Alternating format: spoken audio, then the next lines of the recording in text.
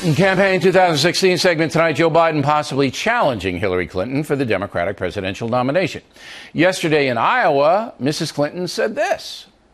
Vice President Biden is a friend of mine. He and I were colleagues in the Senate. I worked with him as First Lady. I worked with him, obviously, in President Obama's first term. And I have a great deal of admiration and affection for him.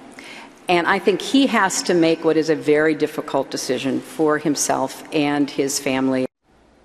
Joining us now from Cleveland, Ed Henry, covering the Clinton campaign. Are they worried about Joe Biden? I think they're worried, and I think they're also frustrated. You picked that up in Hillary Clinton's comments. She was just trying to be nice, but you can see she's struggling with how do I respond here, because what sparks some of this talk about a Biden run, of course, is the tragic death of his son, Beau Biden, and the fact that before he died, he told the vice president he wanted him to run one last time and also wanted him to make sure that he wouldn't just let the Clintons have a coronation. This makes it obviously very difficult for Hillary Clinton to navigate. Politico is reporting that in private, Bill Clinton is furious at the idea that Joe Biden might take this away from Hillary Clinton, sort of not at the last minute, but late in the game when most people expected she was going to, if not waltz, at least have a relatively easy time. She does not have an easy time. The big reason is the email scandal, and Joe Biden may capitalize on that because he's seen as more squeaky clean and more trustworthy in poll after poll. Now, there isn't any ideological difference between Hillary Clinton and Joe Biden. They're pretty much the same on every issue, correct? Pretty much. And I think that the downside for a Joe Biden candidacy, which a lot of people are not focusing on now because there's sort of this, positive wave because Hillary Clinton has been in so much trouble in recent weeks. If he does, in fact, get in, and it appears from his advisors I'm picking up that he's at least leaning towards it, but hasn't made a final decision. But he's talking to fundraisers. He's talking to the AFL-CIO today behind closed doors. All of that is getting organized labor and others ready for a run. It is simply that, look, this would solidify the effort at a third Obama term, which might rally some Democrats, might keep some of the Obama coalition together, but is going to disaffect others. And you're right. He is, if not in lockstep, is pretty darn close to Hillary Clinton. Yeah, I don't know what they're going to debate after another. There's no debate. It's like, oh, that, right. I feel the same way. I feel the same way. I feel the same way. But you have a president who clearly favors Joe Biden. I don't think there's any question about that. So Bill Clinton shouldn't be mad at Biden. He should be mad at Obama because Obama's saying, hey, go ahead, and then sends Josh Earnest out there to go, well, yeah, he might make an endorsement. And wink, wink, wink, wink, wink.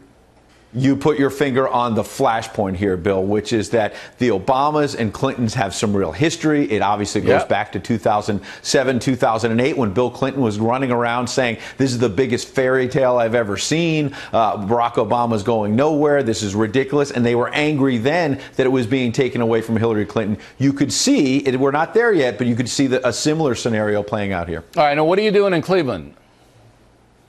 So Hillary Clinton was here today at Case Western Reserve University, and a couple fascinating things. Number one, this is a college campus where you'd expect a big crowd. Ohio, a big state. Cleveland, a big city. She had roughly 2,500, few thousand people. Covering Barack Obama on a college campus, he never really had a crowd that low. Bernie Sanders has been having crowds over 20,000. As you know, Donald Trump on the other side, 29,000 or so at that rally in Alabama. She has a real enthusiasm gap. Why? Well, I tried at one point. To ask her I'm going to run a clip in a minute. But what was she talking about at Case? What was she talking about there? Well, one thing she did was she's trying to shift away from her problems and go again and revive this talk of a war on women. After Marco Rubio on abortion. Yeah. Okay. So Biden's going to have to enlist against. He's going to be a war on women on the other side of that. So it'll be interesting. All right. So, and look, she said Marco Rubio on abortion. She went after Jeb Bush on Planned Parenthood. And at one point went so far as to say that it reminded her of terrorists who go after women. To compare some of the GOP candidates to terrorists, this gives you an idea of how this rhetoric is going to jack up. If it works fast for Trump, maybe she's going to use it. That's what it looks to me. But I just want to run a real fast clip of Henry trying to cover the former Secretary of State. Roll it. Secretary Clinton, have you been contacted by the FBI yet? Are you willing to talk to the FBI? I need you to have my No. Have you been contacted by the FBI yet?